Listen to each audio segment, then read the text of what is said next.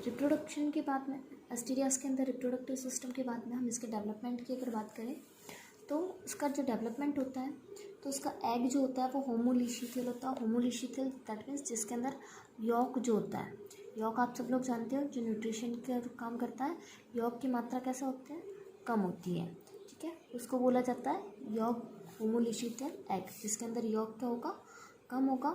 तो उस तरह का एग इसका पाया जाता है फ्यूज़न के बाद में।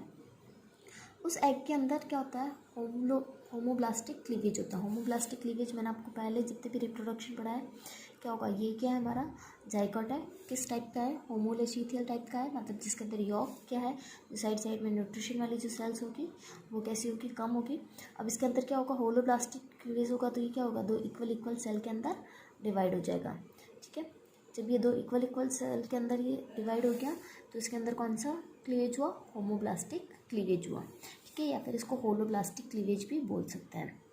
ये होलोब्लास्टिक क्लीवेज होता है सीलिएटेड सीलियोब्लास्टुला बनाता है। ये क्या करेगा, कंटिन्यूस होमोब्लास्टिक क्लीवेज करेगा, मतलब कंटिन्यूस पहले एक सेल से दो सेल, दो से चार, चार से आठ, आठ से 16, इस तरह से डिवीज़न करता जाएगा और इसके बाद में क्या बनाएगा, सीलिएटेड सीलियोब्लास्टुला बनाता है। इस सीलियोब्लास्टुला के अंदर क्या होता है, इन्वेजिनेशन होता है, इन्वेजिनेशन होता है और दो लेयर क्या बनती है, गैस्ट्रुला बनते हैं, ठीक है। इस गैस्ट्रुला के अंदर क्या होता है, जो आउटर वाली लेयर होती है वो एक्टोडर्म होती है और जो इनर वाली जो लेयर होगी वो क्या होगी, एंडोडर्म होगी, ठीक है। गैस्ट्रुला किसके अंदर, होमोब्लास्टिक पहले क्लीवेज हुआ, इन्वेजिनेशन हुआ, उसके बाद में गैस्ट्रुला बना, आउटर लेयर एक्टोडर्म और इनर लेयर क्या बन गई, एंडोडर्म बन गई, ठीक है।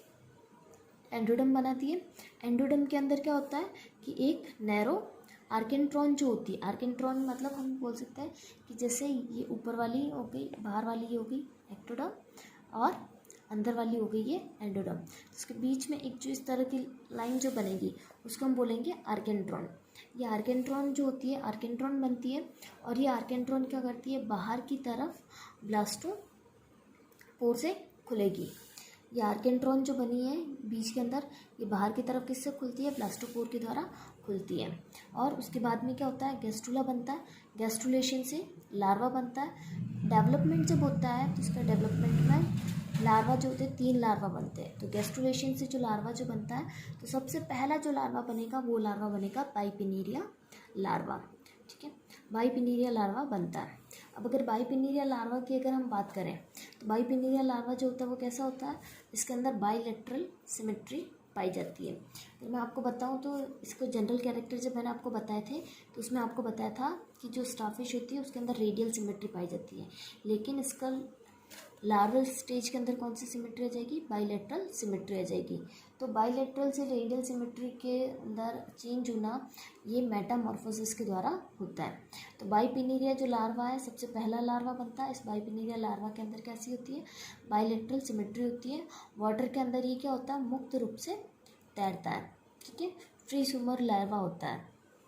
इसके अंदर 2 तरह के ना लार्वा बनते हैं और इसके अलावा ये पैलेजिक लार्वा होता है। 2 तरह के इसके अंदर रीजन बनते हैं, 2 तरह के हम छत्र बोल सकते हैं। एक होता है प्री वाला जो होता है वो ओरल रीजन होता है, जो कैसा होगा, इलोंगेटेड होगा, इलोंगेटेड मतलब लंबा, ठीक है। और दूसरा जो पोस्ट वाला जो ओरल रीजन होगा वो कैसा होगा, ब्रॉड होगा। आगे वाला जो होता है वो माउथ बनाता है और पीछे वाला जो होगा वो क्या बनाएगा, चौड़ा वाला माउथ बनाता है, ठीक है। तो इसके अंदर 2 तरह के रीजन बन गए, एक बन गया प्री ओरल रीजन, दूसरा बन गया इसके अंदर post oral region. Pre oral region जो होगा वो कैसा होगा, इलोंगेटेड होगा और जो पोस्ट ओरल रीजन होगा वो कैसा होगा, ब्रॉड रीजन इसके अंदर होता है। अब अगर बाइपिनीरिया लार्वा के अगर हम कैरेक्टरिस्टिक देखते हैं तो जाइगोट होता है, जाइगोट के बाद में इसका जो फॉर्मेशन होता है बाइपिनीरिया का वो 1 वीक के अंदर ये बाइपिनीरिया लार्वा बन जाता है। आर्म्स के लिए इसके अंदर बहुत सारे क्या होते हैं, प्रोजेक्शन जो होते हैं वो निकले हुए रहते हैं, ठीक है। इसके अंदर इसके अलावा क्या क्या डेवलप होना स्टार्ट हो जाता है, डाइजेस्टिव सिस्टम जो होता है एस्टीरियस का वो उसका फॉर्मेशन या उसका डेवलपमेंट जो होता है वो बाइपिनीरिया लार्वा के अंदर ही स्टार्ट हो जाता है। और इसके अलावा बाइपिनीरिया लार्वा जब ये डेवलप होता है तो ये अपने फूड के रूप में क्या लेता है, डाई एटम्स जो होता है उनको अपने फूड के रूप में लेता है। तो ये इसके 4 कैरेक्टरिस्टिक होते हैं। सबसे पहला, जायगोट से क्या हो जाएगा, 1 वीक के अंदर इसका फॉर्मेशन हो जाएगा। आर्म्स के लिए इसमें बहुत सारे प्रोजेक्शन बन जाएंगे। डाइजेस्टिव सिस्टम का डेवलपमेंट इसमें हो जाएगा और ये फूड के रूप में किसको लेगा, डायटम्स को लेता है। उसके बाद में दूसरा इसके अंदर लार्वा बनता है ब्रैंकियोलेरिया लार्वा। पहला बन गया बाइपिनीरिया, दूसरा कौन सा बनेगा, ब्रैंकियोलेरिया लार्वा। बाइपिनीरिया लार्वा जो होता है, इस बाइपिनीरिया लार्वा के बाद में किसका फॉर्मेशन होगा, ब्रैंकियोलेरिया लार्वा इसके अंदर बनता है। ब्रैंकियोलेरिया कैसा होता है, सीलिएटेड होता है, मतलब उसके ऊपर क्या पाए जाएंगे, पूरे के ऊपर सीलिया पाए जाएंगे। बॉडी की अगर हम बात करें तो ये क्या करता है, सिलेंड्रिकल आर्म्स बनाता है। ठीक है, सिलेंड्रिकल आर्म्स बनाता है। इसके अंदर जो प्री ओरल वाला जो रीजन होता है, प्री ओरल रीजन जो होता है आर्म्स, वो क्या करता है, ब्रैंक्युलर आर्म बनाता है। प्री ओरल वाला जो होगा, प्री ओरल आर्म जो होगी, जो इसके अंदर प्री ओरल बन रही है ब्रैंक्यूलर के अंदर, तो वो प्री ओरल आर्म क्या करती है, ब्रैंक्युलर आर्म बनाती है।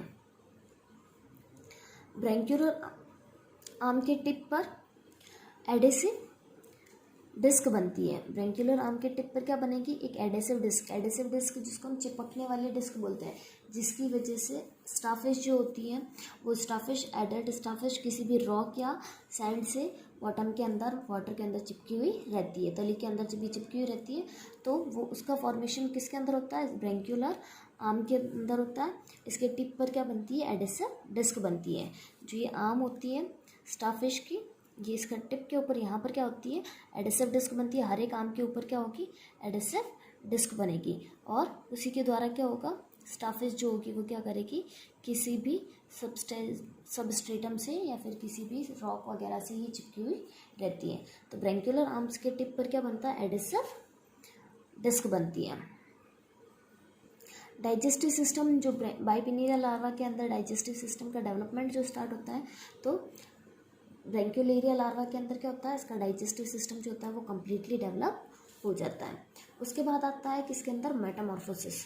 अगर हम मेटामॉर्फोसिस की अगर हम बात करते हैं, तो मेटामॉर्फोसिस जो होता है इसका 6 to 7 वीक के अंदर लार्वा एक सबस्ट्रेटम से अटैच हो जाता है, क्योंकि इसको सर्वाइव करने के लिए एक सॉलिड सबस्ट्रेटम की ज़रूरत पड़ती है। तो ये एक सॉलिड सबस्ट्रेटम से क्या हो जाता है, अटैच हो जाता है। और किसके हेल्प से, ये एडेसिव आर्म, जो ब्रैंक्योलेरिया लार्वा के अंदर एडेसिव आर्म जो बनती है, डिस्क की लाइक स्ट्रक्चर जो बनाती है, ये क्या करते हैं, सॉलिड सबस्ट्रेटम से चिपकने में हेल्प करती है। लार्वा का जो पोस्टीरियर एंड होता है वो कैसा होता है, बड़ा होता है, और ये राइट साइड से कैसा होता है, मुड़ा हुआ होता है। ठीक है, लार्वा का पोस्टीरियर एंड कैसा होगा, बड़ा, और ये राइट साइड से कैसा होता है, मुड़ा हुआ होता है। लार्वा 90 डिग्री पर क्लॉकवाइज रोटेशन करता है। उसके बाद में इसके अंदर क्या पाए जाते हैं, सीलेटेड बैंड्स पाए जाते हैं।